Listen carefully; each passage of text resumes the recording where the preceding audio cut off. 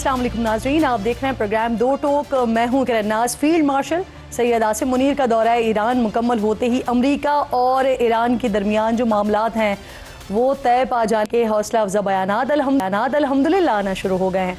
अमरीकी मीडिया के मुताबिक आइंदा 24 घंटों में मुआहदा हो सकता है, लेकिन अमरीकी सदर अब भी मुतज़ाद बयानात दे रहे हैं। एक तरफ वो लिख रहे हैं कि ज़्यादातर मामला तय हो गए हैं, लेकिन दूसरी तरफ वो एक ऐसी तस्वीर लगाते हैं जिसमें अमरीकी जहाज़ ईरानी बहरी जहाज़ों पर हमले करता हुआ दिखाया गया है, जिस पर लिखा हुआ है एडियोज़, यानी बाय बाय, फिर मिलेंगे। इसका कुछ इस तरह का मतलब होता है। इस तस्वीर के चंद घंटे बाद उन्होंने लिखा कि साबिक़ सदर ओबामा की डील ईरान के साथ अच्छी नहीं थी। उनकी इंतज़ामिया जो डील कर रही है वो बिल्कुल ओबामा के बरक्स है। ट्रंप ने अपने नुमाइंदों को हिदायत दी है कि वक्त बहुत आराम से ज़रा काम करें, गलती की कोई गुंजाइश नहीं है। फिर सवाल उठ रहे हैं कि क्या ट्रंप की गैर संजीदगी एक बार फिर मामलात ख़राब कर सकती है या कर देगी। इस वक्त तक हमारे पास जो खबरें आ रही हैं, जो इत्तलात आ रही हैं, वो अमरीकी मीडिया के थ्रू आ रही हैं और उन्हीं के मुताबिक ईरान 60 दिनों के लिए स्ट्रेट ऑफ हॉर्मुज को बगैर टैक्स के खोल देगा, बारूदी सुरंगें हटा देगा। जो उनका जौहरी प्रोग्राम है इसे महदूद करने के लिए मुज़ाकरात भी जारी रखे जाएंगे। इसके बदले अमरीका ईरानी बंदरगाहों से मुहासरा ख़त्म करके कुछ पाबंदियों में नरमी करेगा ताकि ईरान आलमी मंडी में आज़ादाना तेल फरोख्त कर सके।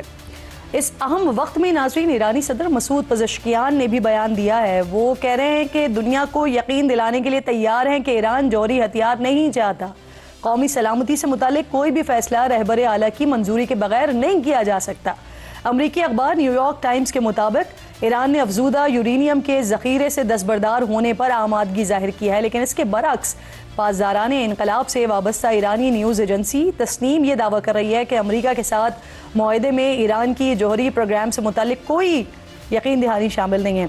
तर्जुमान खातिमुल अंबिया हेडक्वार्टर्स ने कहा है कि अगर मुआहदा हुआ तब भी ईरानी इंतज़ामिया के कंट्रोल में रहेगी और बहरी गुजरगाह से ट्रांजिट मैरी टाइम लाइसेंस का इजरा ईरानी हुक्काम ही करेंगे। स्ट्रेट ऑफ हॉर्मुज और अफजूदा यूरेनियम को लेकर अब भी ईरान और अमरीका के मुतज़ाद बयानात क्यों आ रहे हैं, ये जानना बहुत ज़्यादा ज़रूरी है। सवाल का जवाब लेना बहुत ज़्यादा ज़रूरी है और इसके लिए मेरे इंतहाई मौज़ज़ मेहमानों में स्टूडियो में मुझे major general retired Tariq Rashid साहब डिफेंस एनालिस्ट हैं, मेरे इंतहाई मौज़ज़ मेहमान हैं, साथ मौजूद हैं। बहुत शुक्रगुजार हूँ आपके वक्त की। साथ साथ जौहर सलीम साहब किसी तारुफ के मोहताज नहीं है, मेरे इंतहाई मौज़ज़ मेहमान हैं, साबिक़ सेक्रेटरी ख़ारजा हैं। बहुत शुक्रगुजार हूँ आपकी sir, thank you so much for your time. Geeti Ara साहिबा मुझे ज्वाइन कर रही हैं, माहिर बैनुल अक़वामी उमूर हैं, आपकी भी बेहद शुक्रगुजार हूँ। तारिक साहब, आपसे सर बात का आगाज़ कर लेते हैं। कल रात तो हम तमाम लोग बड़े एक्साइटेड हो गए थे जिस तरह की इत्तलात और खबरें आना शुरू हुई थी कि चंद घंटे महज और 24 घंटे के अंदर अंदर कोई मुआहदा तय पा जाएगा। लेकिन अगेन फिर डोनाल्ड ट्रंप साहब का जो एक मुतज़ाद रवैया देखते हैं उससे ऐसा महसूस होता है कि खुदा न खास्ता फिर तो उनका ये रवैया मामलात को ख़राब नहीं कर देगा जो रिसेंट पास्ट में पिछले कुछ दिनों में हमने देखा। देखिए, ट्रंप साहब तो मैं इस मामले को ख़राब नहीं करेंगे और दोनों ईरान और जो ट्रंप साहब बयान दे रहे हैं एक विनिंग नैरेटिव पे ये अपने अवाम को देना चाहते हैं कि हमने पोजीशन ऑफ स्ट्रेंथ से बातचीत की है और हमने अपने किसी भी जो है नेशनल इंटरेस्ट को कॉम्प्रोमाइज। जो स्पॉइल कर सकता है वो नेतन्याहू है और ये पहली दफ़ा हुआ मैं देख रहा हूँ कि नेतन्याहू को जो ट्रंप साहब है बिल्कुल लिफ्ट नहीं करा रहे और उनको जो है ही has been cut to his size और वो परेशान है। और उसका पहले बयान भी आया कि पाकिस्तान हमारे अमेरिका से तल्लुकात खराब कर रहा है। देखिए पाकिस्तान कितनी बड़ी कामयाबी और साथ ही यहाँ पे एक C-130 का जिक्र हुआ कि देखें जी वो ईरान का पाइप किया हुआ है। तो पाकिस्तान ने तो किसी कोई चीज छुपाई नहीं थी, तो वहां भी नेतन्याहू एक्सपोज हुआ और CBS भी एक्सपोज हुआ।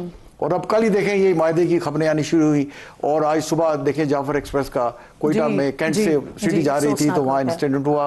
तो ये सारे देखें इनकी जो ताने बाने हैं, ये पाकिस्तान के खिलाफ जो लोग हैं जिसमें इंडिया शामिल है, उसमें एक हद तक अफगानिस्तान और इजराइल भी किसी हद तक शामिल है, सपोर्ट कर रहे हैं। ये ट्रायंगल है हनूद और यहूद का। तो लेकिन देखिए अब जो चीज सामने आई है, ट्रंप ने 8 हेड ऑफ स्टेट से बात की है जिसमें सऊदी अरेबिया के क्राउन प्रिंस, इजिप्ट के जो है प्रेसिडेंट और उर्दन के बादशाह, कतर के, बहरीन के, तुर्किया और हमारे फील्ड मार्शल साहब। और मार्को रूबियो का बयान आया कि सब बातचीत कर रहे हैं गल्फ के स्टेट्स भी, बट उनकी अपनी कंपल्शंस हैं या अपनी सेंसिटिविटी है। जी, जी। जो मेन निगोशिएटर है जी। वो पाकिस्तान है। बिल्कुल आपकी बात दुरुस्त है। तो ये देखें, पाकिस्तान को अल्लाह ताला ने अनप्रेसिडेंटेड इज्जत दी है अल्हम्दुलिल्लाह, और ये हिस्टोरिक मोमेंट है जी। और आप देखेंगे इंशाल्लाह ये जो उसको कह रहे हैं, मैंने पढ़ा है मीडिया में जी। कि इसको इस्लामाबाद डिक्लेरेशन कहा जाएगा और इस्लामाबाद में ये साइन होगा इंशाल्लाह। बिल्कुल ठीक। जौहर साहब, ये बहुत बड़ी कामयाबी पाकिस्तान के इस तनाजुर में भी कि जब आगाज़ हुआ था माहिदे के हवाले से तो 15 पॉइंट्स आ रहे थे अमेरिका से, 10 पॉइंट्स आ रहे थे ईरान से, इन तमाम को 9 पॉइंट्स पर लेकर आना और फिर हमारे सामने इस तरह की चीज़ आना कि जिससे लगता है कि शायद दोनों ममालिक के बारे में जो कहा जा रहा था कि फेस सेविंग लेना भी चाह रहे हैं, अपनी अपनी आवाम को भी मुतमईन करना है, तो एक ऐसा मुआहदा सामने आएगा जो विन विन सिचुएशन होगी दोनों कंट्रीज के लिए। ये भी तो एक पाकिस्तान की ही बड़ी कामयाबी है इस पॉइंट तक लेकर आना। जी आपने सही कहा, बिल्कुल इसमें तो कोई शक ही नहीं है। जो पाकिस्तान की सफारतकारी इस वक्त जो सारी दुनिया ने देखी है और उसकी बल्कि बहुत ज़्यादा सताइश भी हो रही है। बहुत ही मुश्किल तरीन मराहल से एक बार नहीं 2 बार पाकिस्तान जो है मुज़ाकरात की मेज़ पे वापस लेके आया है। अच्छा, अभी जो है देखिए जिस वक्त सिचुएशन है वो अहम है उसका जानना। देखिए एक तरफ हम बहुत करीब हैं एक फ्रेमवर्क अंडरस्टैंडिंग के जो एक MOU की सूरत में हो सकती है और फिर उसके बाद एक या 2 माह का वक्त होगा जिसमें नेगोशिएट करने हैं वो जो सबसे अहम तरीन इशूज़, खुसूसन जो न्यूक्लियर इशूज़ हैं और बाकी जो सीक्वेंसिंग है उसकी सैंक्शंस रिलीज़ की और ड्रॉ डाउन है और बहुत से जो बाकी ज़मनी उसके साथ इशूज़ हैं। लेकिन अभी भी मैं समझता हूँ देखें बहुत ज़्यादा पेशरफ्त होगी, बहुत ज़्यादा करीब है और ये उसी डिप्लोमेसी का नतीजा है जो पाकिस्तान ने किया है। उससे पहले की सिचुएशन आपको पता थी कि वो ट्रम्प तो ट्यूसडे को कह रहे थे कि मैंने तो बस जो है ना ऑर्डर करना था, वो तो तैयार थे, फिर कुछ इंटरसेशन भी हुई, लेकिन अभी भी कुछ अमूर जो है ना तशना तलब है। वो क्या है? देखिए एक तो ये चीज़ है कि ईरान अप फ्रंट जो है ना वो चाहता था कि अप फ्रंट उनको, और मैं ये कहता रहा हूँ कि वो अप फ्रंट सैंक्शंस रिलीफ चाहते हैं और अप फ्रंट चाहते हैं कि कुछ उनको वो अनफ्रीजिंग ऑफ एसेट्स मिले। अच्छा, इसमें अब ये बात ही चल रही है कि इस 2 माह के दरमियान भी उनको इजाज़त होगी अपना तेल बेचने की, यानी कि एक किस्म की जो आर्जी अबूरी एक सैंक्शंस रिलीफ मिल जाएगी। और साथ ही साथ एक वो इस चीज़ पे इंसिस्ट कर रहे थे, वो $25 अरब कह रहे थे कि हमें उन्हें शुरू में ही मिले। बात अभी $6 अरब की चल रही थी उसमें। लेकिन इसमें देखें अब मसला क्या है। अब नए हुर्मुज़ के साथ ही साथ उसका मामला है, उस पर ईरानी कहते हैं ठीक है जी हम जाने देंगे सारी बहरी जहाज़ों को, लेकिन वो हमारे कंट्रोल से ही गुजरेंगे। अभी बड़े सख्त कुछ बयानात भी मोहसिन रज़ाई जो उनके नेशनल सिक्योरिटी एडवाइज़र हैं उनके आए हैं, कुछ और भी बयानात ईरान में आए हैं। दूसरी तरफ अमेरिका में बहुत सी आवाज़ें उठ रही हैं। वहाँ पे देखें लिंडसे ग्राहम तो है ही, वो तो हार्ड लाइनर है, सबको पता है और इसराइल के बहुत करीब हैं, पर साथ ही साथ माइक पोम्पियो, बहुत से और ऐसे लोग जो इन्फ्लुएंशियल वॉइसेस हैं वो भी बहुत ही ज़्यादा इसके खिलाफ। फिर देखें इसराइल जो है, इसराइलीज एक चीज़ के बहुत ही सख्त खिलाफ हैं कि अप फ्रंट ईरान को कुछ पैसा मिले, वो बिल्कुल भी नहीं चाहते और ये उनकी भी एक किस्म की रेड लाइन है। तो मैं ही समझता हूँ, इसलिए मैंने कल भी ये कहा था कि बिल्कुल इस वक्त जो है ना हम बहुत करीब हैं एक जो है ना इनिशियल जो फ्रेमवर्क है अंडरस्टैंडिंग का, लेकिन फिर भी there is many a slip between the cup and the lip. तो हमें कॉशियसली ऑप्टिमिस्टिक होना चाहिए। लेकिन अभी भी मैं समझता हूँ कि इस वक्त भी एज वी स्पीक तो एक इंटेंस डिप्लोमेसी चल रही है और इसीलिए आपको ये मुख्तलिफ थोड़ी सी आवाज़ें और मुख्तलिफ किस्म के ट्वीट्स जो हम देख रहे हैं और वो दोनों तरफ से हैं, वो अमेरिका में भी हैं और ईरान में भी है। और इजराइल की बात बिल्कुल सही है, इसमें कोई शक नहीं, इजराइल बहुत बड़ा स्पॉइलर इसमें रहा भी है और रहेगा भी, और वो आखिर तक नहीं जाएगा कि किसी किस्म का कोई मुआहदा हो जाए। बिल्कुल आपकी बात दुरुस्त है। गीती, जब हम प्रोग्राम का आगाज कर रहे थे तो उस वक्त भी मैं अपने मौजूद मेहमानों से स्टूडियो में यही बात कर रही थी, यही पूछ रही थी कि कुछ ऐसी इत्तलात और कुछ ऐसी खबरें आ रही हैं, पाकिस्तानी सहाफ़ी बात कर रहे हैं कि अगर पाकिस्तान में नहीं होती है कोई साइनिंग सेरेमनी तो पाकिस्तान की ही किसी एम्बेसी में, अगर किसी भी कंट्री में हो रही होगी तो पाकिस्तान की ही किसी एम्बेसी में हो रही होगी। आपके पास क्या इत्तलात हैं कि जो भी मुआहदा हो रहा होगा या जो भी अंडरस्टैंडिंग साइन हो रही होगी फर्स्ट स्टेप पर भी इनफैक्ट वो पाकिस्तान में ही होगी? क्या मूड देख रही हैं आप वहां पर? जी थैंक यू। इसका कोई ऑफिशियल वर्ड तो जाहिर है इसके ऊपर नहीं है और ये बहुत ज्यादा इस वक्त स्पेकुलेशन जो हैं उनका गढ़ बना हुआ है डीसी, जो कि अक्सर बना रहता है मुख्तलिफ वजूहात की बिना पर। और जहां तक आपने ये बात की है उसमें 2 देखी चीजें हो सकती हैं और ये हो सकता था मेरे ख्याल से अगर उनका कोई यहाँ रिप्रेजेंटेटिव या डिप्लोमेटिक ताल्लुकात अमेरिका के ईरान के साथ होते।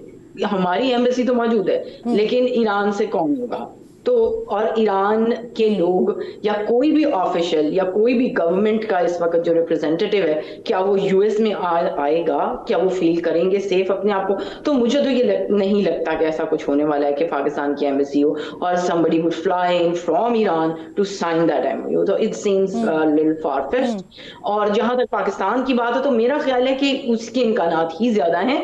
उसकी वजह ये है कि बार बार आपने देखा है कि पाकिस्तान के जो किरदार है एक बड़ा अहम मीडिएशन का, उसको डाउन प्ले करने की भी कोशिश करते रहे हैं, स्पेशली इंडिया जो है। और इसराइल और नेतन्याहू तो एक अजीबोगरीब किस्म का एक इंटरव्यू दे के बैठ गए थे जिसमें अजीबोगरीब उन्होंने इल्जामात भी लगा दिए थे पाकिस्तान में। तो एक बहुत अजीब किस्म की एक एनिमोसिटी है। तो पाकिस्तान, लेकिन उसके बावजूद आप ये देखेंगे कि अमेरिकन ऑफिशियल्स या अमेरिकन एडमिनिस्ट्रेशन या गवर्नमेंट की तरफ से बार बार यही कहा जाता रहा है कि हमारे लिए सबसे भरोसामंद जो इस वक्त मीडिएटर है वो पाकिस्तान ही है। तो ये मेरा ख्याल है काफी अच्छी चीज है कि वो क्लियर है, वो इतना कोई परसुएड नहीं हो रहे। हालांकि सदर ट्रम्प जो हैं वो कई बार दाएं बाएं काफी किस्म की बात भी कर जाते हैं, और अभी भी आपने देखा कि आज भी कह रहे थे अपनी एक ट्वीट में अपने सोशल मीडिया पे कोई इतनी भी कोई जल्दी नहीं है, हालांकि कल तक बिल्कुल करीब है, सब कुछ है। जैसे आपके कह रहे थे कि आराम से काम करें, कोई हमें जल्दी नहीं है। बिल्कुल आपकी बात दुरुस्त है। और ये आपने एक अच्छा पॉइंट दिया कि अनप्रेडिक्टेबल वो जितने भी हैं, लेकिन अल्लाह का लाख लाख शुक्र है कि पाकिस्तान के मामले पर वो अभी एक ही जो है वो उनका जो उन्होंने लाइन है वो उन्होंने खींची हुई है और उसी के ऊपर ही उसी को ही वो फॉलो कर रहे हैं। तारिक साहब मुझे ये फरमाइए सर, जिस तरह से अभी जॉर्ज साहब ने भी ये बात की, स्ट्रेट ऑफ हॉर्मुज़ का मामला देख लें हम या यूरेनियम पर इख्तलाफ हम देख लें, तो वो ईरानी हुकूमत के थ्रू से नहीं आ रहे इस तरह के स्टेटमेंट्स, लेकिन यस IRGC की तरफ से हमें बहुत हार्ड स्टेटमेंट्स दिखाई दे रहे हैं। अगर IRGC मुत्तफिक नहीं है तो क्या मुआहिदा हो सकता है? क्योंकि जो रहबर आला हैं उन्होंने ही तो मंजूरी देनी है ना, तो उनकी मंजूरी के बगैर ये मुआहिदा हो सकता है? वैसे देखिए IRGC भी जो रिपोर्ट करती है वो रहबर आला को रिपोर्ट करती है, और ठीक है बयानात वगैरह दे सकते हैं, जैसे हम देखते हैं मीडिया में मिलिट्री कमांडर बयान दे देते हैं, बट अल्टीमेटली जो हेड ऑफ द स्टेट होता है उसी की फाइनल उसका वर्डिंग होती है, और इसमें रहबर आला है। तो जो कुछ भी ईरान कर रहा है वो रहबर आला की कॉन्सेंट से कर रहा है और आपस में उनकी कोऑर्डिनेशन है। देखिए जो स्टेट ऑफ हॉर्मुज़ का मामला है वो देखिए एस्टैब्लिश है, इंटरनेशनल वाटर्स हैं, दोनों साइड से एक मैक्सिमलिस्ट पोजीशन ली जाती है कि हम ये कर देंगे, हम वो कर देंगे। तो ईरान ने अपनी ज्योग्राफिकली उसकी जो कंटिन्यूटी थी स्टेट ऑफ हॉर्मुज़ से उसको यूज किया है, और आधा स्टेट ऑफ हॉर्मुज़ के जो जैसे 21 नॉटिकल माइल है तो 10.5 के करीब नॉटिकल माइल ईरान का है, 10.5 नॉटिकल माइल ओमान का है। ये तो टेनेबल ही नहीं है जी।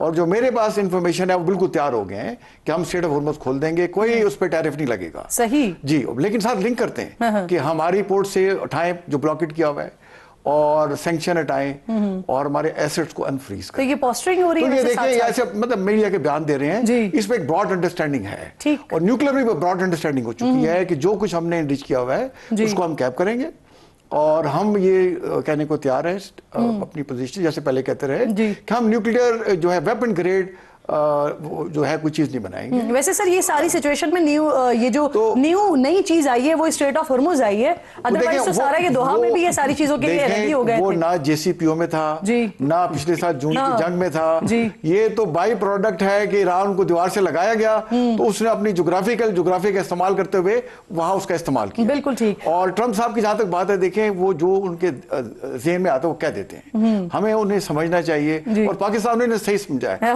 और हमारे फील्ड मार्शल भी और खास तौर पे प्राइम मिनिस्टर उनको सही समझे हैं। उन्होंने कहा देखिए आपने जंग रुकवाई और आपने 35 से 50 मिलियन लोगों को बचाया, और ट्रम्प उसमें क्या कह रहे हैं कि वो बिल्कुल सही कर रहे हैं, और जब मैं ये सुनता हूं मुझे अच्छा लगता है जी।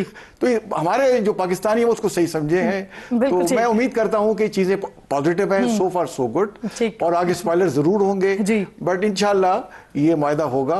और देखिए किसी एम्बेसी में नहीं होगा जी, ये स्टेट लेवल पे होगा। बिल्कुल ठीक। और कोई दुनिया में ऐसी और जगह नहीं है जहां ईरानी और अमेरिकन कंफर्टेबल, बिल्कुल ऐसा ही है, बिल्कुल पाकिस्तान में होगा एग्जैक्टली इंशाल्लाह। सर जॉर्ज साहब मुझे ये फरमाइए कि जिस तरह से बात हमने की अभी के स्ट्रेट ऑफ हॉर्मुज़ का जब मामला आया तो उनको तो एक अपॉर्चुनिटी के तौर पर मिल गया ना ईरान को, कि उन्होंने अपनी जोग्राफियाई हदों के हवाले से अब वो बात करना शुरू हो गया, और ये अब बाकायदा मुआहदे का हिस्सा बनने जा रही है चीज। लेकिन अमेरिका को इससे क्या हासिल हुआ इस सारी सिचुएशन से? अब ये मुआहदा हो भी जाता है तब भी वो जो सारी सिचुएशन है वो जंग से पहले वाली हो जाएगी अब अमेरिका के लिए स्पेशली। देखिए जहां तक अब नए हुर्मुज़ का मामला है, अच्छा उस पर अब ये बात जो है ना, ये ठीक है कि टोल तो वो नहीं लेंगे, लेकिन उस पर मसला ये भी है कि क्या उनकी, जिस तरह उन्होंने अभी मोहसिन रज़ाई ने ये कहा है कि जी हम लाइसेंसेज इशू करेंगे और हमारे से इजाज़त लेके जाएंगे, तो ये एक सीरियस इशू है, बिकॉज इसका मतलब है कि वो रेगुलेट करेंगे, तो उसकी जो है ना, अब जाहिर है कि अमेरिकन नहीं चाहते इस तरह का प्रेसिडेंट सेट हो। इसी तरह न्यूक्लियर के ऊपर वो कैप नहीं चाहते, वो रोल बैक चाहते हैं। वो तो कहते हैं कि आप अपना, आपके पास जो अफजूदा यूरेनियम है उसको आप वो तो हमें दे दें या आप किसी और को दे दें। ईरानियंस कहते हैं कि हम उसको डाउन ब्लेंड करते हैं, कि उसको 60% से हम नेट से नीचे ले आते हैं, उसको उसके केमिकल प्रोसेस। हालांकि जून में ट्रम्प साहब वो सब खत्म कर चुके थे जी। लेकिन अब जो बात आपने की, और फिर दूसरा मसला उसका भी है ना, सस्पेंशन, उससे भी जो ज्यादा अहम चीज है कि सस्पेंशन जो है कितने साल की होगी, कि जिसमें वो जीरो एनरिचमेंट मांगेंगे ना, क्या वो 20 साल की होगी जो अमेरिकन चाहते हैं, या अमेरिकन या ईरानी 5 साल कहते हैं। तो खैर ये मसाइल चले बाद में भी हल हो सकते हैं, क्योंकि ये तो डिटेल्स में जाएंगे ना। अब इससे हासिल क्या होगा उनको, ये आपका जो सवाल था ये अहम है। और इस पर ट्रंप का वो बयान दोबारा से कि जी JCPO जो है बदतरीन मुआहिदा था, जो वो कह चुके हैं तारीख का बदतरीन मुआहिदा। फ़र्क क्या है?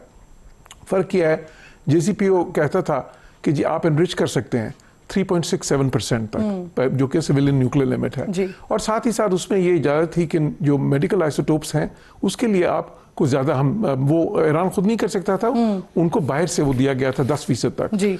अच्छा, अब जो है ना, ट्रंप कहते हैं नहीं, इजराइल भी कहता है कि नहीं, सारी जंग इस बात पे शुरू हुई थी कि नहीं जी 3.67 नहीं, 0% आपने करना ही नहीं है। मतलब आपको, हमें एक फ्रीज चाहिए, वो शुरू में तो वो इंडेफिनेटली फ्रीज चाहते थे, बाद में 20 साल पे आगे, अभी बात 10 साल की या 12 साल की हो रही है, कि जिसमें कोई एनरिच होगा ही नहीं। मतलब असल मामला ये है कि सेंट्रीफ्यूजेस उनके ना चलें, ये वो चाहते हैं ना, क्योंकि ईरान के पास हजारों की तादाद में वो सेंट्रीफ्यूजेस हैं उसको एनरिच कर सकते हैं, तो ये मामला है। लेकिन चलें, ये मामला भी बाद में, जो तवील जो मुज़ाकरात 30 दिन के 60 दिन के होंगे, उसमें उसकी डिटेल्स तय होंगी। शुरू में मेरा ख्याल है मसला अभी जो थोड़ा सा, जिसमें थोड़ा सा इस वक्त जिस पे बातचीत चल रही होगी, वो दो होंगे। एक तो आपने हुर्मुज़ के मामले पे, दूसरा ये है कि ये जो अपफ्रंट बात है कि जी उनके कितने एसेट्स शुरू में जो ईरानी चाहते हैं कि साइन करते ही अनफ्रीज किए जाएं, वो जो $6 बिलियन की बात चल रही, क्योंकि उस पर मेरा अंदाजा है कि इसराइल को उस पर बहुत सख्त इख्तलाफ होगा। और साथ ही साथ जो है ना, ये ड्रॉ डाउन की भी एक बात हो रही है कि अपनी फौजें जो सी हैं जिस वक्त वहाँ पे, अमेरिका की तो जाहिर है इस वक्त उस पोजीशन में है ना, बिल्कुल एक बैटल पोजीशन में है, जो तो उससे वो थोड़ी सी ड्रॉ डाउन करें या पीछे हटाएं। तो ये अमूर हैं इस पे, जिस पे इस वक्त बात हो रही है। लेकिन काफी ज्यादा पेशरफ्त हुई है, और पाकिस्तान की मरहून मिन्नत हुई है। एक और गेती, मुझे ये फरमाइएगा कि जिस तरह से अभी कुछ महीनों पहले की बात है, अमरीकी सदर कह रहे थे कि फील्ड मार्शल जो है ना वो ईरान को ज्यादा जानते हैं उनसे, और फिर उनकी ये बात सच होती हुई हमने देखी भी कि आज फील्ड मार्शल उनके किरदार को न सिर्फ दुनिया तस्लीम कर रही है, बल्कि हम कह सकते हैं कि दुनिया को कोलैप्स होने से बचाया है फील्ड मार्शल ने। जी ऐसा ही है काफी। ये तो हालांकि मैं जैसे कहती हूँ कि उनकी स्टेटमेंट्स बहुत बदली, लेकिन पाकिस्तान के हवाले से और पाकिस्तान की जो मिलिट्री क़यादत है उसके हवाले से, सिविलियन क़यादत है, इसके हवाले से बहुत उनका स्टांस जो है वो बड़ा कंसिस्टेंट रहा है सदर ट्रंप का। और उन्होंने बहुत बार जो है वो फील्ड मार्शल की तारीफ भी की है, और वो कहते हैं कि मुझे उन पर काफी भरोसा है। और इस पर काफी तशवीश पाई जाती है बहुत से हलकों में यहाँ पे कि वो ये क्यों कहते हैं ये, और वो बार बार जो है वो इस बात पे स्ट्रेस भी करते हैं।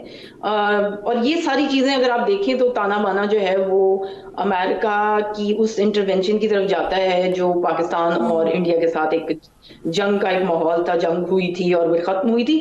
उसके बाद जो है ये मामला चेंज हुए हैं, और नोटिसेबली चेंज हुए हैं पाकिस्तान के लिए, के हक में चेंज हुए हैं। तो इसमें जाहिर है कि हमारी जो क़यादत है पाकिस्तान की उसको बहुत क्रेडिट मिलना चाहिए, क्योंकि पाकिस्तान को तो जिस तरीके से आइसोलेशन के ख्वाब देखे जा रहे थे, ये बिल्कुल उसके बरक्स है जिस वक्त आपको सिचुएशन नजर आती है। बिल्कुल ठीक, थैंक यू सो मच गेती, बहुत शुक्रिया आप प्रोग्राम में साथ मौजूद। तारिक साहब, मुझे ये फरमाइए, जिस तरह से आपने अपनी बात के आगाज में भी अभी ये जो बलूचिस्तान वाला वाक़या हुआ उसका तस्करा भी किया, सर दुनिया हमारे किरदार को, अल्हम्दुलिल्लाह हमारी ताकत को, हमारी सिफारतकारी को तस्लीम कर रही है, लेकिन क्या प्रॉब्लम है, रीज़न क्या है कि हम अपने जो अंदरूनी मसाइल हैं उसको संभालने में नाकाम दिखाई देते हैं। अब ये जो बलूचिस्तान का वाक़या है, 14 से ज़ायद अफराद अपनी जान से गए, दहशतगर्दी के वाक़यात हर हफ्ते ही रिपोर्ट हो रहे हैं, सर रीजंस क्या है पीछे? देखिए, इसमें मेन रीज़न मेरा ख्याल ये है कि हमें गुड गवर्नेंस को इंश्योर करना होगा और लोगों को ऑन बोर्ड लेना होगा जी। हमें ऐसी पॉलिसी बनानी होगी जिनका महवर अवाम हो, एलीट ना हो।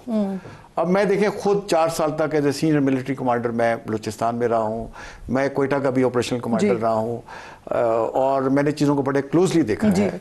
मैं पूरे पाकिस्तान अफगानिस्तान के बॉर्डर का भी ऑपरेशनल कमांडर रहा हूँ। देखें वहाँ पे अल्लाह ताला ने इतनी ज़्यादा मादनियात रखी हुई है। देखिए रिको देख आप तो खुद देख कर आए हैं, अब रिको क्या देखिए प्रॉब्लम ये है कि वहाँ पे 44% ऑफ पाकिस्तान का एरिया है जी, और सरदारों के हाथ में हमारे जो सियासी काबरीन है वो खेले हैं और लेवीज रखे हुए थे और वहां जाता कोई नहीं है कि दूर सड़कें नहीं बनी हुई। आज भी देखें उनके जो डिस्ट्रिक्ट्स हैं 37 वो आपस में रोड से लिंक्ड नहीं है।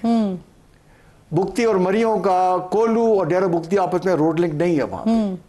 और मादनियत इतनी है कि आप नाम ने दुनिया और रेयर अर्थ मेटल अब डिस्कवर हुए, क्रिटिकल मिनरल डिस्कस हुए, और वहां ट्रम्प साहब देखें $500 मिलियन का इन्वेस्टमेंट पाकिस्तान में एमओयू साइन करके हैं। तो इतनी ज्यादा हमारे रिसोर्सेज हैं in the shape of oil, gas, minerals, critical earth metals कि वहां पे गवर्नेंस इशू है। हमें जो वहां के देखें लोकल जो वहां पे काउंसलर हैं, एमपीएस हैं, एमएनएज हैं, हमें इन्हें फोर्स करना होगा कि अपने इलाकों में जाएं, लोगों के साथ जुड़ें, उनके मामलात को हल करें। और जो वहां सर बड़ा इंपॉर्टेंट टॉपिक हमने छेड़ दिया और आप बात भी बहुत इंपॉर्टेंट करें क्योंकि आप तो खुद सर्व करके आए हुए हैं, लेकिन मेरा वक्त बिल्कुल खत्म हो रहा है। मुझे जॉर्ज साहब का भी कमेंट इस पे चाहिए। सर 2 दिन के दौरान बनू और शिमाली वजीरिस्तान में 27 दहशतगर्द मारे गए, फोर्सेस कार्रवाइयां भी कर रही हैं, ऐसा नहीं है कि काम नहीं हो रहा, लेकिन दहशतगर्दी के वो रुक कर नहीं दे रही है। वजीर दाखिला ये तक स्टेटमेंट दे चुके हैं कि एक जो दहशतगर्द है ना वो एक एसएचओ की मार है। वो मार कब पड़ेगी सर बलूचिस्तान में? क्यों वो मार नजर नहीं आ रही है? ये जनरल साहब ने सही कहा। देखिए बिल्कुल 2 pronged स्ट्रेटेजी चाहिए। एक तो जाहिर है बाहर से जो उनकी मदद हो रही है हिंदुस्तान और अफगानिस्तान उस पे, और पाकिस्तान ने उस पे तो बहुत कुछ किया, जो बड़ी एक और मैं उस पर काफ़ी बार कह भी चुका हूँ, सारा एक अर्रे ऑफ जो हमारा स्ट्रेटेजिक टूल्स हैं हमने इस्तेमाल भी किए। लेकिन मुल्क के अंदर भी बिल्कुल इसमें कोई शक नहीं कि देखें हमें पीपल सेंट्रिक रिफॉर्म्स की ज़रूरत है। इस वक्त एक गुड गवर्नेंस की ज़रूरत है, और जब तक वो नहीं होगा, डिप्रीवेशन ख़त्म नहीं होगी और जो बुनियादी मसाइल हैं वहाँ पे वो ख़त्म नहीं होंगे, तो फिर जो एक्सट्रीमिस्ट हैं उनको तो मौका मिलता रहेगा कि वो लोगों को जो है ना गलत सिमत में उनको बहका सकें। और इसलिए बहुत ज़रूरी है ये कि हम जो मुल्क के अंदर जो मसाइल हैं उनको भी हल किया जाए। ये बात आपकी बिल्कुल दुरुस्त है। डिस्कनेक्ट की वजह से जो है ना ये मसाइल जन्म लेते हैं। हम खुद भी वहाँ पर इसी तरह के मसाइल देख कर आते हैं। आप दोनों मौजूद मेहमानों की बेहद शुक्रगुजार हूँ मैं, साथ मौजूद थे, हम गुफ्तगू हो रही थी। ब्रेक लीजिए नाज़रीन, ब्रेक के बाद वापस आते हैं।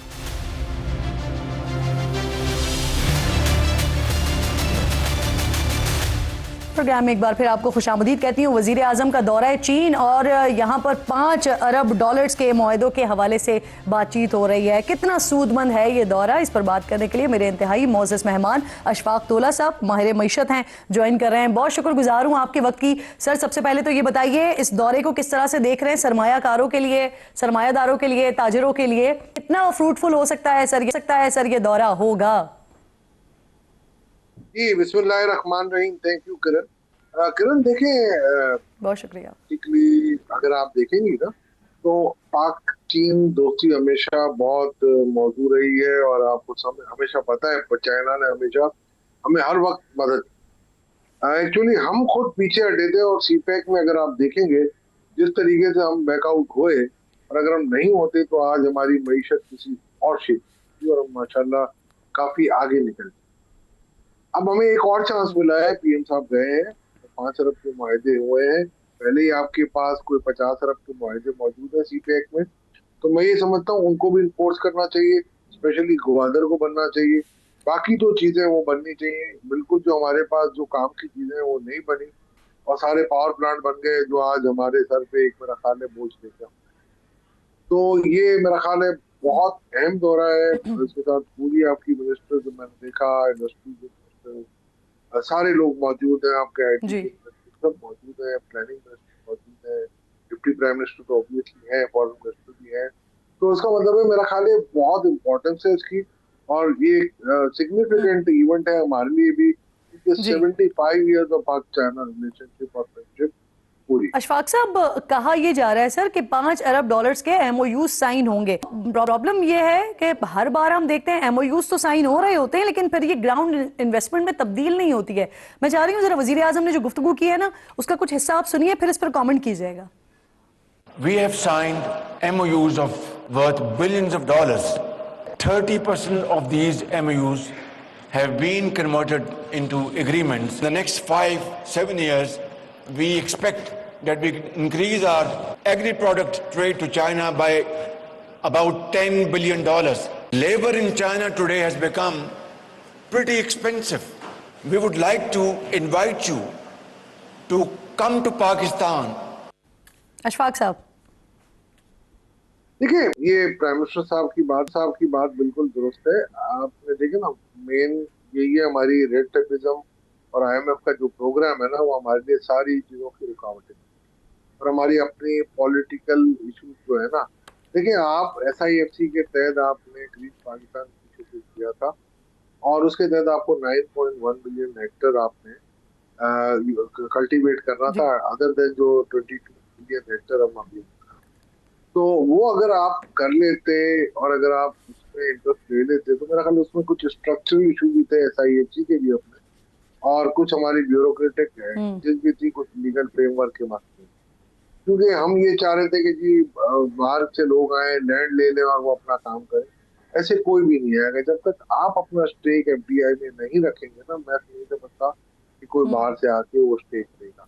आपको स्टेट को अपनी लैंड अपने पास रखनी चाहिए, उनको कहना चाहिए जी हमारी इक्विटी है, बाहर से जो भी आता है वो इन्वेस्टमेंट लेके आए, वो टेक्नोलॉजी लेके आए और लेबर हमारी। अगर हम इस तरीके से लेके चलते और रीट मॉडल करते, इसको हम पब्लिक ऑफरिंग में भी डाल देते, तो मैं समझता हूँ कि आज ये बड़ा अच्छा एक मॉडल बन सकता था हमारे लिए जी। और ये 10 मिलियन हेक्टर वज़ीर आज़म साहब ये भी तो कह रहे हैं अशफाक साहब के चीन में लेबर जो है ना वो महंगी है, इसीलिए चीनी ताजर जो है वो पाकिस्तान आकर कारोबार करें। सर जी, वो यही मैं कह रहा हूँ ना आपको कि अगर एग्रीकल्चर साइड पे हम देखें तो पाकिस्तान के हमारे सीजनल लेबर होते हैं कि जो एग्रीकल्चर सीजन में करते हैं। तो अगर आप कॉर्पोरेट फार्मिंग या अगर आप जो लेटेस्ट स्केल पे लेके जाएंगे इन चीजों को, तो मेरा ख्याल है वो राउंड द ईयर भी चल सकते।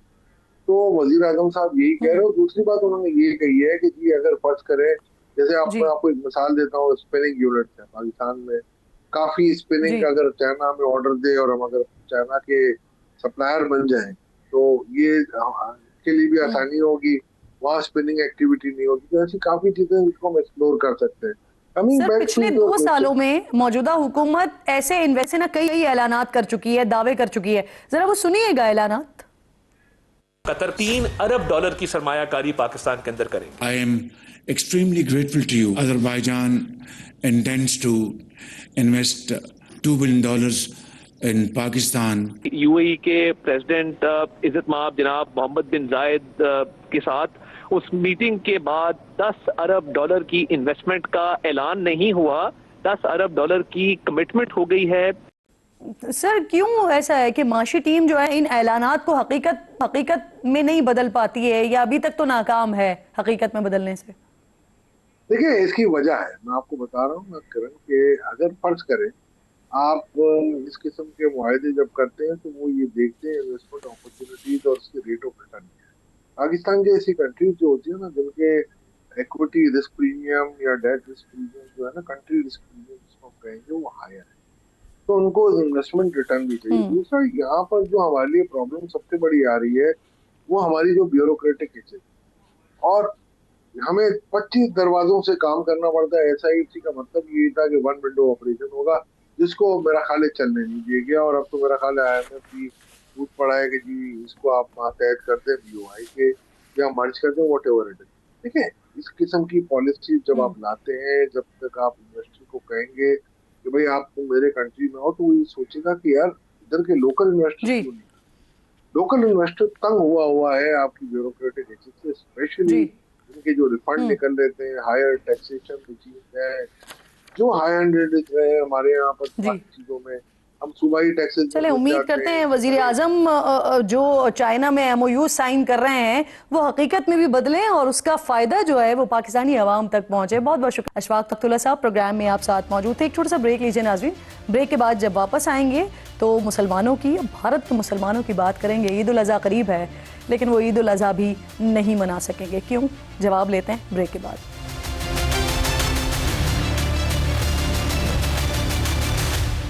प्रोग्राम में एक बार फिर आपको खुशामदीद कहूँगी नाज़रीन। भारतीय हुकूमत ने मुसलमानों के खिलाफ एक और बदतरीन मुतासिबाना रवैया इख्तियार करते हुए ईद उल अज़हा से कबल मजहब के नाम पर ज़बीहे पर पाबंदी लगा दिया है। इस मरतबा तो मोदी हुकूमत ने बात गाय से भी आगे बढ़ाकर बछड़े, ऊँट और दीगर जानवरों की कुर्बानी को भी मुकम्मल तौर पर गैर कानूनी करार दे दिया है।